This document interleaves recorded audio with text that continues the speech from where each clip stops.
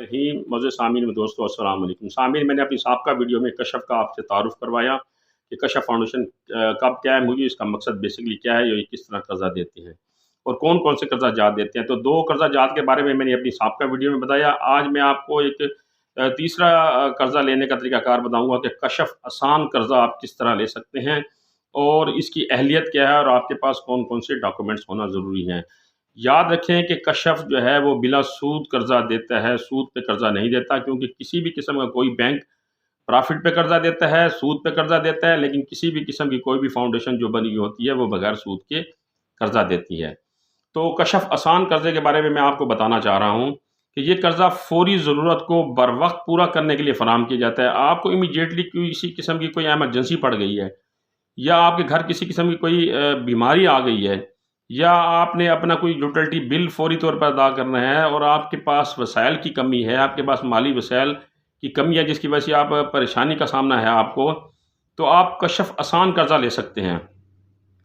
बीमारी का फौरी इलाज, बच्चों के तालीमी अखराजात या दूसरे बैंक की किस्त सूद दर सूद बचने के लिए बिला सूद कर्जा मिल सकता है। अब इसमें 3-4 कैटेगरियाँ उन्होंने रखी हैं इस कर्जे में।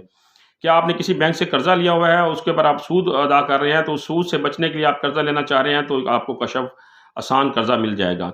आपके घर किसी किस्म की किसी बीमारी ने हमला कर दिया और आपको इमीडिएटली एमरजेंसी तौर पर बीमारी से निबर आजमा होने के लिए पैसों की ज़रूरत है, तो आप कशफ आसान कर्जा अप्लाई कर सकते हैं।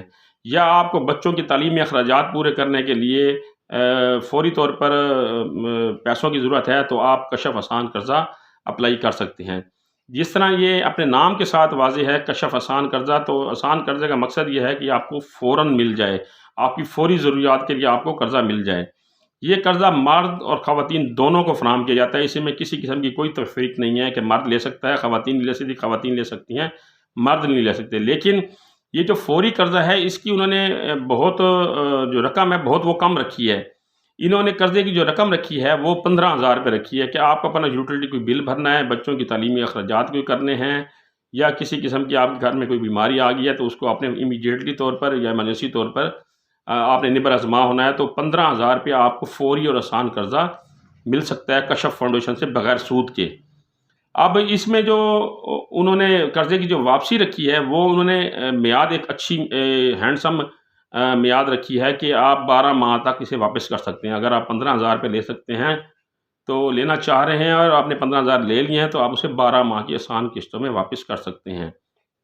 आप चाहें तो ये किस्तें की जो मियाद है वो कम भी कर सकते हैं, 3 माह भी कर सकते हैं, 6 माह भी कर सकते हैं, लेकिन 12 माह तक इन्होंने मुकर्रर किया है कि आप जो ये कशफ आसान कर्जा लेंगे ये आप 12 महीने के अंदर वापस करने के पाबंद होंगे। तो इसकी एलिजिबिलिटी क्या है, अहलियत का मियार क्या है, इसमें कोई सख्त शराइत नहीं है, मामूली सी 2-3 चीज़ें हैं जिसे आपने पूरा करना है और आपको ये कर्जा मिल जाएगा। नंबर 1, आप दरख्वास्त गुजार मर्द हो या ख़वातीन, उसका शनाख्ती कार्ड नादरा से जारी शुदा हो और ज़्यादुल मियाद ना हो, एक्सपायरी ना हो। बाज़ ख़वातीन मर्द के पास पुराने ID कार्ड होते हैं, उन्होंने कंप्यूटराइज ID कार्ड ही नहीं बनवाए होते, तो आपके पास कंप्यूटराइज ID कार्ड होना ज़रूरी है और वो ID कार्ड ज़्यादुल मियाद ना हो, एक्सपायरी ना हो, चाहे आप ख़वातीन हैं या मर्द हैं। और उम्र की जो हद है वो 18 साल से 60 साल के दरमियान हो। अब 60 साल से ज़ायद है आपको कर्जा नहीं मिलेगा, आप 18 साल से कम है, डेफिनेट बात है आपका ID कार्ड नहीं बनेगा तो आपको कर्जा नहीं मिलेगा।